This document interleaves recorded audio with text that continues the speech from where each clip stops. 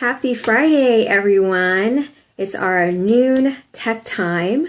I am Leah Neiman. I am a writer, speaker, and I also do consultation for companies and parents. And I am so happy to be with you for our Friday Tech Talk here. It's always going to be at noon. We have Tech Talks on Monday and Wednesday at,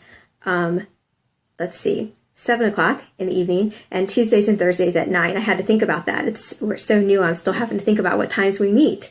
All right, and all week long we've been talking about a variety of things, mostly about just some different practices that we can put in place to kind of keep technology and social media streamlined in our home. But today I want to talk about using technologies to keep our families safe, because when we're talking about what we can do with technology, one thing that we often overlook is using it to our advantage in our homes and using technology to keep our families safe and making our kids feel safe and secure. And that's a really good way to show our kids how we use technology wisely. So Halloween is coming up on Monday, and I thought this is the perfect time to introduce the topic of technology as a safety tool in our homes.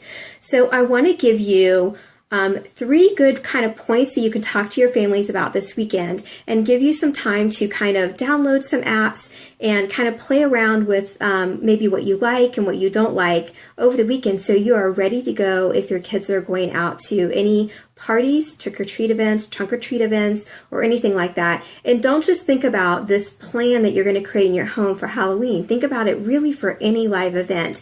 I think in particular about one year my family went down to a 4th of July event on the river down here where we live, and it was really easy for all of us to get lost from each other. So those are some great events where it's really important to have a plan in place of how you're going to connect back as a family. And also, it's easy at events to have a child get lost. We had that happen when my son was 8.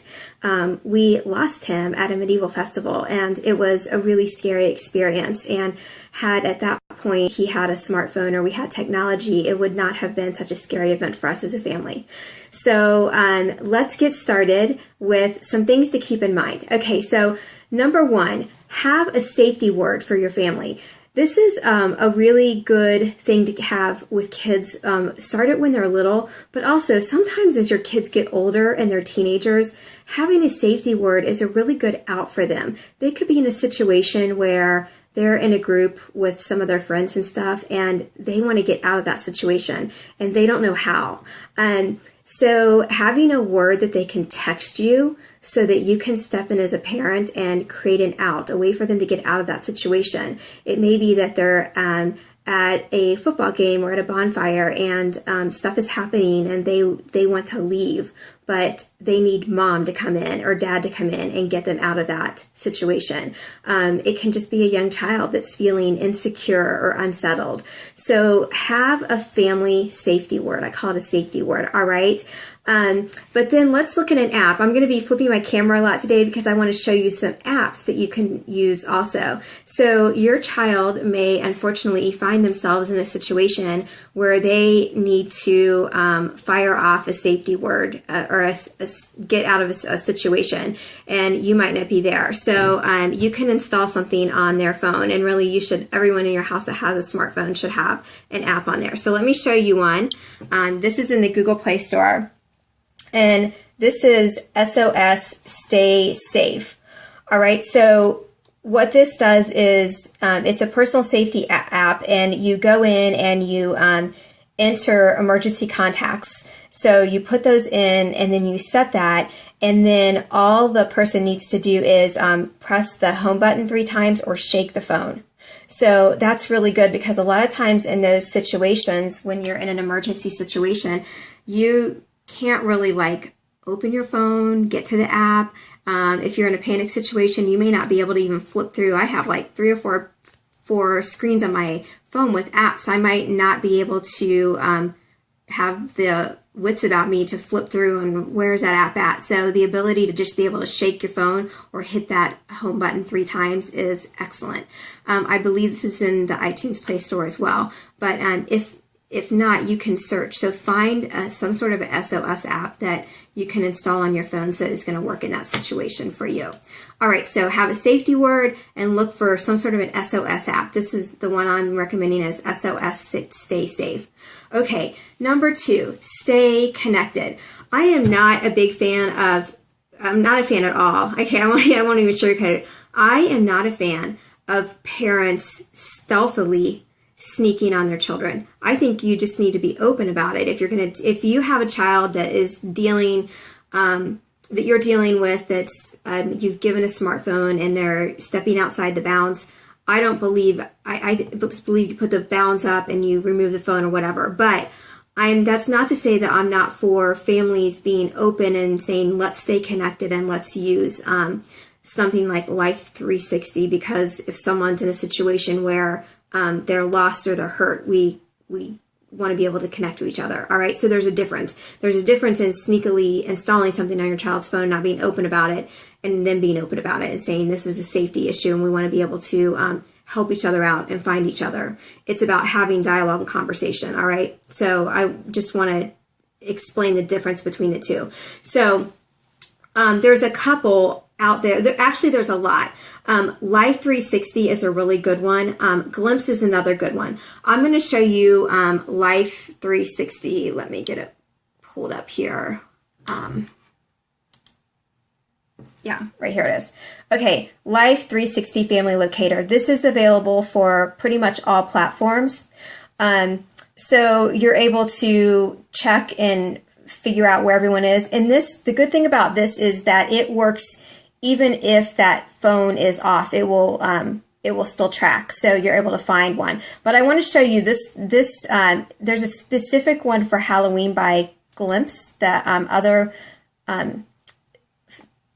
app that shows where people can be located as well. And this is just a cute one. So if you want to try Glimpse just to get a feel for how that one works, here's one. It's called Track or Treat. They just put it out for Halloween. So this is just kind of a cool, fun one that you can use for Halloween. All of these are free too. So this is a great way to test out some of these apps and see if they're going to work for your family, because it's free. You try it out. If they don't work for your family, or you don't really like the interface or whatever, it's a great way to check some of these out for free. All right, so stay connected. In your family plan, have a way that you can stay connected.